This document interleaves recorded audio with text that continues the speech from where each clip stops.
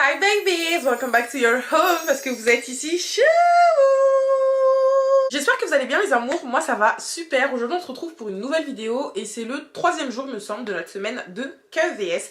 Avant de commencer cette vidéo, comme d'habitude, des petites informations. Premièrement, n'oubliez pas de voter pour moi pour la cérémonie des roses. Je vous mets l'affiche juste ici ou juste ici. Allez voter, c'est super rapide, genre vraiment ça vous prend 10 secondes. La cérémonie elle aura lieu le 17 novembre, donc c'est très bientôt. Les votes seront bientôt clos, donc allez voter en masse. Si j'ai été nominée, c'est grâce à vous. Et si je gagne, si je gagne, franchement ce sera incroyable. Je vous mets le lien comme d'habitude en description et dans les commentaires, je vais l'épingler. Ça vous prend 10 secondes, allez voter. Deuxième information, je tiens à souhaiter la bienvenue à toutes les nouvelles personnes qui viennent d'arriver sur la chaîne parce que depuis qu'on a commencé la semaine de KEVS, on est déjà à plus de 200 abonnés. Je vous souhaite la bienvenue mes amours et s'il vous plaît, toutes les personnes qui sont pas encore abonnées, faites-le, c'est vraiment super important pour que la chaîne puisse s'agrandir. On veut une big communauté, d'accord?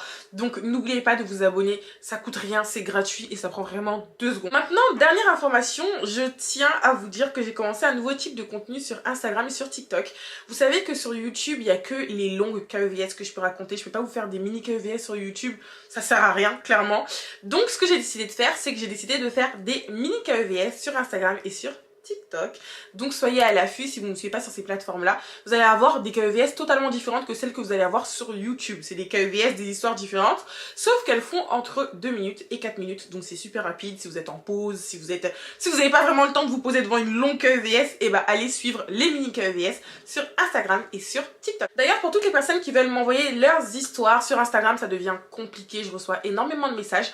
Donc j'ai décidé de créer une boîte mail spécialement dédiée aux KEVS. La boîte mail, je vous la mets quelque part par là. Vous pouvez m'envoyer vos histoires là-bas dès à présent. Voilà, je pense que je vous ai tout dit. Maintenant, on va directement passer à l'histoire d'aujourd'hui. Alors, la KEVS d'aujourd'hui, franchement, s'il y a un message que vous devez retenir, c'est que rien ne reste jamais impuni et à quel point dans la vie, il faut être humble. Genre vraiment, ça sert à rien la méchanceté gratuite. On aime les gentils. Donc, c'est l'histoire de Yana qui a actuellement 25 ans. Elle habite en Suisse, enfin, elle habite entre la frontière de la France et la Suisse et elle est avec sa petite famille. Elle habite pas avec eux, je vais rentrer dans les détails plus tard, mais elle a une sœur jumelle et ses parents, c'est vraiment le genre de famille nucléaire. Voilà, c'est ma famille avant tout, le reste, c'est pas trop mon problème quoi. C'est donc à l'âge de ses 21 ans qu'elle a décidé de prendre son indépendance, voilà. Elle voulait pas forcément habiter avec sa sœur jumelle parce que vous savez, il y a des jumeaux qui sont très fusionnels et il y en a d'autres qui sont un peu éloignés, t'as capté? C'est le cas de elle et sa sœur, c'est le cas d'elle et sa sœur plutôt.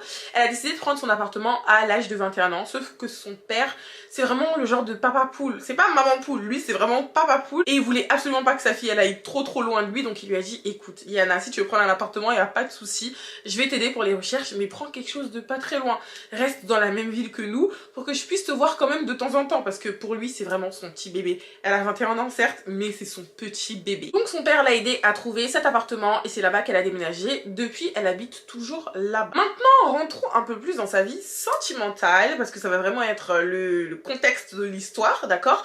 Elle est restée en couple avec un garçon qu'on va appeler Johan. Les deux sont restés ensemble pendant 2 ans, sauf qu'au bout d'un moment Johan a déménagé pour ses études. Il est parti à l'autre bout du monde et déjà pour elle, même si t'habites dans une autre ville, relation à distance, c'est mort. Donc elle s'est dit écoute Johan, t'es parti super loin, toi et moi ça va pas le faire, genre vraiment je t'aime, on est restés 2 ans ensemble, nos familles se connaissent, tout ça, mais c'est quand même beaucoup, voilà, on est jeunes, relation à distance aussi longue, on n'a pas forcément les moyens, même si ses parents sont très aisés, mais voilà, on n'a pas forcément les moyens à notre jeune âge de pouvoir payer des billets d'avion pour bouger à n'importe quel moment. Donc elle a décidé de rompre et Johan en fait il était d'accord, donc ils ont rompu d'un commun accord. Elle l'a aimé, donc bien évidemment elle était triste, mais elle s'est dit je vais pas me laisser abattre, je suis encore jeune, faut que je fasse de nouvelles rencontres. Je sais qu'entre lui et moi c'est mort le temps qu'il finit ses études là-bas, je vais pas attendre, ça se trouve il va rencontrer une autre nana, il va refaire sa vie. Donc ma belle, enlève ta tête sur Johan et cherche à passer à autre chose, même si c'était pas sa priorité, mais elle s'est dit qu'elle devait quand même passer à autre chose. Les gars, désolé si je fais des gestes avec mes mains, je vous jure c'est un tic, c'est un réflexe. Il y a une nana qui m'a dit, quand j'ai sorti les mini KEVS sur Instagram, elle m'a dit j'ai regardé que tes mains. Je suis vraiment désolée, c'est un réflexe, je fais vraiment pas exprès. Je vais essayer de faire en sorte de pas utiliser mes mains. Maintenant, laissez-moi introduire un nouveau personnage dans l'histoire. Ce nouveau personnage, on va l'appeler Flo. C'est le meilleur ami de Yana. Ils se connaissent depuis qu'ils sont vraiment tout petits. Ils ont fait la maternelle ensemble. Bien avant la maternelle, ils étaient ensemble. Enfin, vraiment, les parents, ils étaient amis, tout ça. Sauf qu'il y a un petit bémol, c'est que Flo et Yohan ne se sont jamais aimés. Ils se sont jamais aimés, pourquoi? Parce que Yohan, lui, il était jaloux. Il s'est dit, c'est pas possible que ma nana, elle ait un meilleur ami. Ils sont H24 ensemble. Et Flo n'aimait pas Yohan parce qu'il s'est dit, je la connais depuis qu'elle est toute petite, c'est ma sœur en fait, donc tu peux pas être jaloux de notre relation au point de vouloir que elle et moi on ne se parle plus, c'est pas possible. Donc avec les deux là, c'était vraiment une petite guéguerre. Quand il a appris que Yohan devait partir pour ses études, c'était vraiment la fête du slip. Il était trop content, il s'est dit vas-y, enfin il va sortir de nos pattes, parce qu'à cause de lui je pouvais pas rester proche de ma sœur en fait. Bref, du coup, quand il a appris ça, il a dit à Yana, écoute Yana, je sais que t'es pas vraiment affectée par ça, même si t'as fait 2 ans avec lui, mais j'ai envie de te faire rencontrer de nouvelles personnes. Il faut savoir que Flo, c'est vraiment le genre de mec, il est ami avec tout le monde. Je pense qu'on a tous quelqu'un comme ça dans notre entourage, quelqu'un qui est ami avec tout le monde. Et ben ça, c'est Flo. Il faut savoir que Flo, dans son entourage, il avait un pote à lui qui avait des vues sur Yana. Donc son pote, il lui a dit, écoute Flo, c'est ta meilleure amie et tout, fais-moi une petite passe D, t'as capté?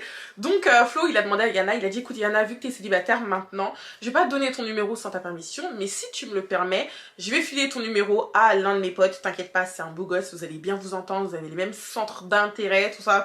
Ou si tu veux, ce qui est mieux, c'est que vendredi soir, on sorte tous ensemble, comme ça tu pourras faire sa rencontre. Donc je vous ai dit, Yana, c'est pas le genre de nana à se laisser abattre par une relation amoureuse. Elle a dit, ok vas-y, pas de soucis, et un soir, ils sont tous sortis ensemble avec d'autres potes, et elle a commencé à discuter avec le petit Mousse, on va l'appeler comme ça, on va l'appeler Mousse.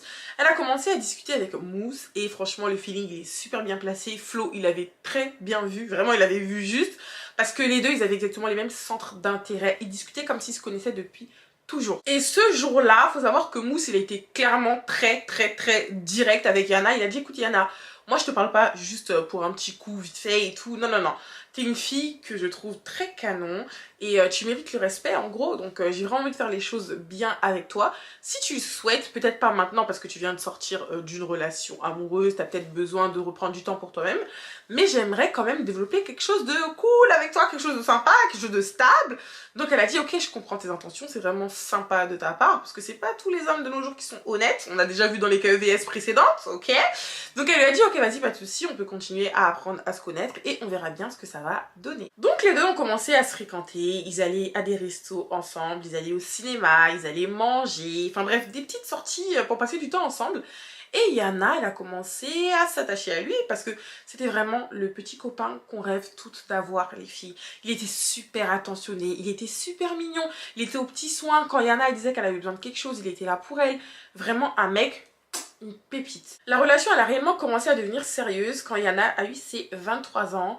Son copain, donc Mousse, il lui a dit écoute Yana, toi et moi on s'entend bien, j'aimerais bien que tu rencontres ma famille, parce qu'il n'avait pas encore parlé d'elle à sa famille. Et elle lui a dit non écoute, enfin pas maintenant, enfin c'est vrai que ça se passe bien entre toi et moi, j'ai quand même envie de prendre mon temps, j'ai pas envie qu'on se précipite, c'est vrai que ça fait longtemps qu'on se fréquente, mais rencontrer ta famille tout de suite là, en fait ça lui faisait peur, elle avait la frousse, donc elle lui a dit attends un peu s'il te plaît que je sois prête, et après si tu veux je pourrais venir chez toi, je rencontrerai ta famille, enfin bref tout le tralala là. Et il était super compréhensif, je sais pas si on dit compréhensif, compréhensible, je sais pas, prenez ce que vous voulez, mais en tout cas il l'avait comprise et il lui a dit ok, il n'y a pas de souci, si tu veux qu'on prenne encore un peu notre temps, ok tranquille. Mais en fait elle pensait qu'il allait commencer à changer de comportement parce que ça faisait quand même assez longtemps qu'ils se fréquentaient. Elle s'est dit si je lui dis ça, peut-être qu'il va mal le prendre, peut-être qu'il va relâcher les efforts, mais pas du tout. Comme je vous l'ai dit, Mousse c'est le mec qu'on rêve toutes d'avoir. Il lui montrait encore plus à quel point elle devait voir sa famille, il lui a montré à quel point il était sérieux.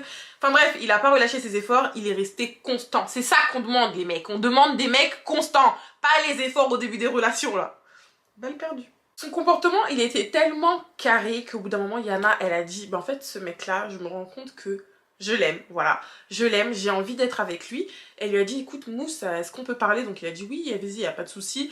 Elle a dit qu'à son visage, ça se voyait qu'il s'attendait à quelque chose de grave, en mode, ouais, toi et moi, ça va pas être possible et tout, nanana. Sauf qu'en fait, elle lui a dit, écoute, c'est vrai que je vois ton comportement, je vois que tu veux réellement du sérieux avec moi. Donc, ce que tu m'as proposé la dernière fois, j'accepte, je veux bien rencontrer tes parents. Mousse, il était aux anges. Il s'est dit, bah alors là, ça va être génial. Je vais commencer à pouvoir parler d'elle à ma mif parce que bien avant ça, il n'avait pas encore commencé à parler de Yana à toute sa famille. Et il s'est dit, bah tu me donnes le feu vert.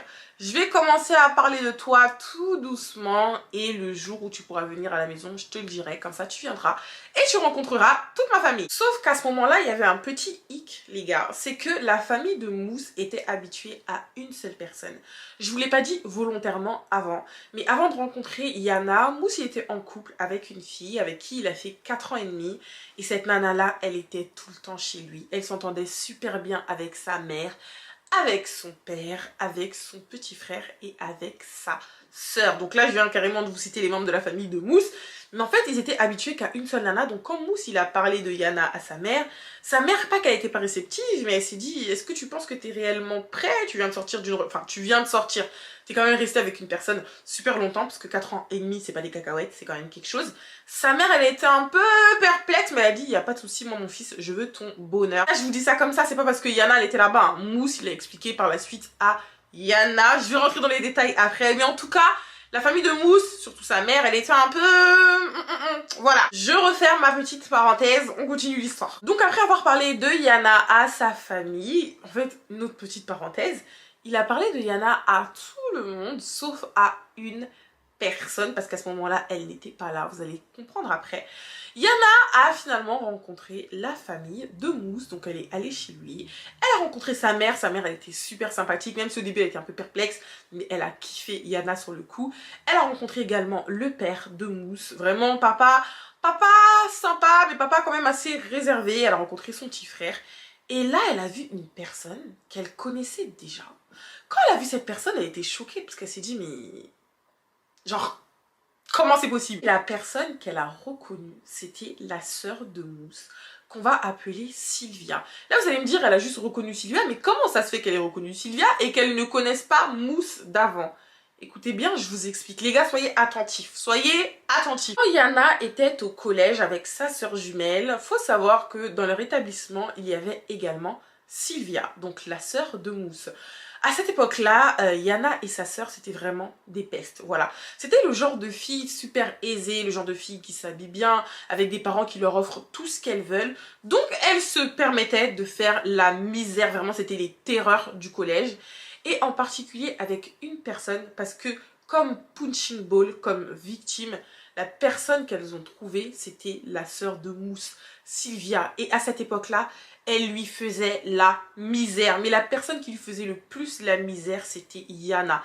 Quand je vous dis qu'elle lui faisait la misère, c'était pas vraiment des petites chamailleries de collégiens. Non, pas du tout. Ça allait beaucoup plus loin que ça. C'était limite, c'était même pas limite. C'était, et c'est elle-même qui me l'a dit, du harcèlement. C'était de l'acharnement sur cette pauvre petite Sylvia. Genre, elle lui collait des chewing-gums dans les cheveux. Quand elle passait dans les couloirs, elle lui faisait des croche-pieds. Elle la rabaissait devant les gens, tirait ses habits. Vraiment, c'était n'importe quoi à cette époque-là. Ça, c'est ce qui s'était passé à l'époque du collège. Donc, la petite histoire entre Yana et Sylvia. La sœur jumelle de Yana, elle est également impliquée dans l'histoire. Sauf qu'en fait, à ce moment-là, elles n'étaient pas toutes les trois en face. Les personnes qui se confrontaient, c'était Yana et Sylvia. Bien évidemment, Yana, elle avait reconnu Sylvia parce que c'est quelqu'un avec qui elle avait fait la misère pendant des années et des années. Et Sylvia, vous vous doutez bien qu'elle avait reconnu Yana, mais elles ont fait comme si de rien n'était. Au bout d'un moment, elles se sont retrouvées toutes les deux. Et Yana, elle a commencé à se confondre en excuses. Elle a dit, écoute Sylvia, ce qui s'est passé au collège, j'étais petite, j'étais vraiment une conne, voilà. Quand on est petit, on fait des choses auxquelles on ne réfléchit pas, même si pour moi, ça ne s'excuse pas. C'est pas quelque chose, c'est pas une excuse en fait. Elle a commencé à demander des excuses à Sylvia, elle a commencé à demander pardon. J'ai fait ci, j'ai fait ça, c'est parce qu'il y avait ci, ça dans ma vie. Et Sylvia, en fait, à son visage, ça se voyait que tout ce qu'elle avait vécu au collège, elle n'avait absolument rien oublié. Et elle a dit à Yana, écoute Yana, ce que tu m'as fait là, ça a eu des répercussions sur moi. Je n'en ai parlé à personne. Je rentrais chez moi en pleurs tous les soirs. Personne ne savait ce que je vivais au collège à cette époque-là, mais tu m'as détruite complètement. À cause de toi, maintenant, je suis en train de travailler sur moi, mais j'ai plus du tout confiance en moi. Enfin bref, elle a commencé à lui énumérer les choses qu'elle lui avait faites. Et elle a dit, écoute, là ça va être simple, je peux pas laisser une personne comme toi fréquenter mon frère. Du moins, je peux pas laisser mon frère fréquenter une personne comme toi. Donc t'as deux solutions. Soit tu disparais, voilà, de la vie de mon frère, tu disparais de notre vie, tout simplement parce que je veux pas que tu re-rentres dans ma vie. En fait, tu l'as déjà suffisamment gâché comme ça. Ou soit, je vais dire la vérité à mon frère, ou soit la vérité va venir de toi. Sauf qu'en fait, à ce moment-là, Yana, elle avait pas du tout pour but de parler de cette chose-là à Mousse. En fait, pour elle, elle s'est dit, si je parle de ça à Mousse, c'est sa sœur. Mousse, il va forcément me rejeter, limite me quitter, et j'ai pas du tout envie de ça. Donc elle a laissé Sylvia dire ce qu'elle avait à dire, mais elle savait très bien que dans sa tête, elle allait absolument pas parler de cette histoire-là à Mousse. Donc Yana, là, elle avait vraiment le cul entre deux chaises. Elle se retrouvait face à la fille qu'elle avait victimisée durant ses années collège. Et en plus, c'était pas n'importe quelle fille, parce que cette fille-là, c'était la sœur de son chéri actuel. Elle s'est dit, mais pourquoi moi en fait? Pourquoi ça m'arrive à moi ce genre de choses? Et elle savait absolument pas quoi faire. Est-ce qu'elle devait dire la vérité à Mousse? Est-ce qu'elle devait garder ça pour elle? Et elle voyait clairement que le but de Sylvia, c'était de tout gâcher. Elle savait que si elle disait rien, Sylvia allait complètement gâcher sa relation, mais elle n'avait pas vraiment conscience de ça. Écoutez la suite de l'histoire. Tout à l'heure, je vous ai parlé de l'ex de Mousse. Je suis pas vraiment rentrée dans les détails, je vous ai juste dit qu'il avait fait 4 ans et demi avec une fille. Faut savoir que cette fille-là, elle est très amie, voilà, très complice, vraiment limite la bestie de Sylvia. Si vous suivez bien les choses, vous savez que Sylvia, c'est la sœur de Mousse. Donc vous voyez que là, déjà, c'est bizarre. Tu peux pas avoir une ex qui est super pote avec ta petite sœur et ne plus être en contact avec ton ex. Sauf que Mousse, il avait dit quoi à Sylvia? Il lui avait pas caché qu'il avait eu une relation de 4 ans. Il lui avait dit, sauf qu'il lui a dit, je ne suis plus en contact avec elle. Sauf que là, en fait, il avait mytho. Un jour, Yana, elle était chez elle et elle devait voir Mousse, sauf que Mousse, il était en retard. Donc elle a appelé, elle a dit, écoute Mousse, l'heure en fait, est-ce que tu regardes l'heure? Toi et moi, on doit se voir, on a une séance là de ciné. Sauf qu'en fait, au fur et à mesure qu'elle parlait avec lui, elle se rendait compte qu'il y avait des gens qui rigolaient derrière. Elle n'a pas reconnu le rire d'une fille. Elle a reconnu le rire de 2 filles. Donc elle lui a posé la question. Elle lui a dit, écoute, t'es avec qui? Et là, Mousse, il lui a dit, je suis avec Sylvia, mais je suis aussi avec mon ex. Elle est venue pour voir Sylvia. Donc quand Yana, elle a entendu ça, elle s'est dit, mais en fait, ça y est. Sylvia, elle a commencé son plan, en fait. Elle veut tout faire pour gâcher la relation tant que j'ai pas avoué à Mousse ce que je lui ai fait dans les années collège. Donc, elle se sert de l'ex de Mousse pour pouvoir se venger de moi. À ce moment-là, elle a commencé à paniquer parce que c'est une personne que Mousse a énormément aimée. Il est resté 4 ans et demi avec cette personne. Elle s'est dit, si elle reste encore dans ses pattes, il y a des risques que Mousse se remette avec elle. Elle a commencé à paniquer. Et là, aujourd'hui, elle commence clairement à voir que son passé la rattrape, mais elle ne sait pas quoi faire. Elle sait que d'un côté, elle ne peut pas cacher la vérité indéfiniment à Mousse parce qu'il va finir par le découvrir, mais elle a surtout pas envie de le perdre, sachant que là, elle voit le plan de Sylvia. Sylvia essaie de faire en sorte que Mousse se rapproche de son ex pour que Yana puisse sauter, d'accord? Donc elle a besoin de conseils, raison pour laquelle elle a décidé de nous raconter sa KEVS aujourd'hui pour avoir notre avis. Vous savez déjà que là, c'est le moment de vous déchaîner dans les commentaires. Dites-moi ce que vous pensez de cette histoire. Qu'est-ce que vous aurez fait à la place de Yana? Qu'est-ce que vous aurez fait aussi à la place de Sylvia si vous vous rendez compte que la fille qui vous harcelait dans vos années collège, bah, c'est la nouvelle copine de votre frère? Est-ce que vous aurez eu la même réaction que Sylvia? Dites-moi tout dans les commentaires et avant de vous lire, je vais vous donner mon avis à moi. Mais juste avant de vous donner mon avis, je tiens à vous dire ce que Yana m'a dit. Elle m'a dit qu'elle regrettait profondément ce qu'elle avait fait subir à Sylvia pendant ses années collège, qu'elle était vraiment pas du tout consciente du mal qu'elle aurait pu lui faire, enfin du mal qu'elle lui avait fait, et surtout des répercussions que ça allait avoir, parce que vous savez très bien que là, actuellement, elle a 25 ans, le collège, ça date. Donc pour se souvenir encore de tout ça, c'est que Sylvia, elle a dû vivre un réel traumatisme et Yana, elle est vraiment désolée. Je vais vous dire après ce que je pense de ses excuses. Enfin, je vais vous dire ça tout de suite. Je vais commencer par vous dire que dans la vie, tout se paye. Même si vous faites quelque chose que vous ne le payez pas dans la semaine, vous allez forcément le payer. Le mal que vous donnez à une personne, un jour vous allez vous retourner et ce mal-là, il va vous arriver en pleine face. Je suis pas en train de me réjouir de ce qui arrive à Yana, mais en fait, pour moi, l'excuse du oui, j'étais petite, je me rendais pas compte de ce que je faisais. Au collège, j'étais quand même assez mature pour savoir que quand tu fais du mal à une personne, ça lui fait mal, vous voyez. Au collège, t'es pas un bébé, t'as pas 2 ans pour savoir que si tu tapes, même à 2 ans, tu sais que quand tu tapes quelqu'un, bah ça fait mal. Donc l'excuse du oui, je suis désolée, nana, ça ce que je vous dis, je l'ai dit également à Yana, je mâche pas mes mots, c'est pas parce que vous êtes mes abonnés que je vais être gentille, d'accord? Là, je suis vraiment du côté de la personne qui a besoin d'aide. Et pour moi, la personne qui aurait eu besoin d'aide à cette époque-là, c'était vraiment Sylvia.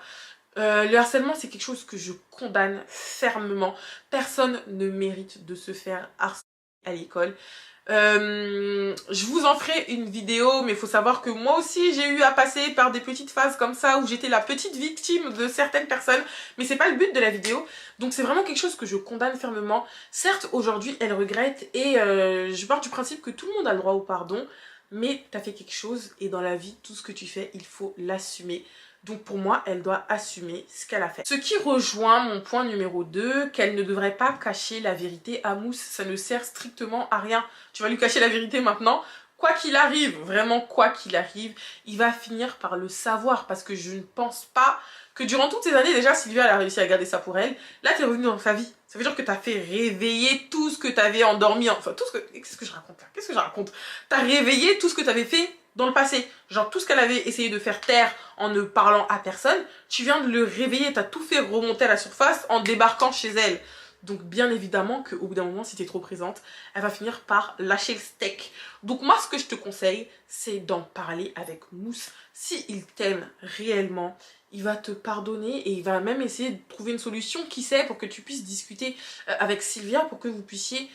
que tu puisses, surtout parce que Sylvia, en vrai de vrai, elle a pas du tout à s'excuser, elle a pas du tout à faire quoi que ce soit en fait pour moi, Sylvia. Sylvia, c'est celle qui a subi. Je vais pas dire que je suis d'accord avec son comportement de vouloir gâcher votre relation, mais son comportement peut se comprendre. T'as quand même gâché sa vie, t'as quand même gâché ses années collège, donc c'est normal qu'elle puisse t'en vouloir maintenant. Pour moi, tu devrais même pas avoir à te plaindre qu'elle t'en veuille. C'est vrai que là, ce qui t'importe le plus, en plus, c'est ta relation avec Mousse. Donc pour moi, tu devrais lui dire la vérité et présenter de réelles excuses à Sylvia. Pas juste des excuses parce que tu sors avec son frère. Parce qu'elle m'a dit qu'avant, du coup, de se rendre compte que Sylvia, c'était la sœur de Mousse, elle n'avait pas présenté ses excuses à Sylvia pour ce qu'elle lui avait fait au collège. Donc pour moi, si tu le penses réellement, présente tes excuses. Et de toute façon, tu verras bien ce que ça va donner. Mais là, t'as vraiment pas le choix, ma belle. Soit tu dis la vérité, ou soit tu te fais cramer. Voilà. Encore une fois, c'est mon avis à moi. Dites-moi ce que vous en pensez dans les commentaires. Et surtout, avant de finir cette vidéo, n'oubliez pas de prendre vos petits téléphones et de me mettre dans vos stories Instagram pour que je puisse repartager dans ma story à moi. Vous savez très bien que ça me fait plaisir de voir ma grosse tête sur vos télés. Donc n'hésitez pas à faire ça. Ce serait super sympa. Voilà mes amours, c'est tout pour la KVS d'aujourd'hui. J'espère que cette vidéo vous aura plu. Et on se dit à demain pour une nouvelle vidéo. Je vous fais de gros bisous.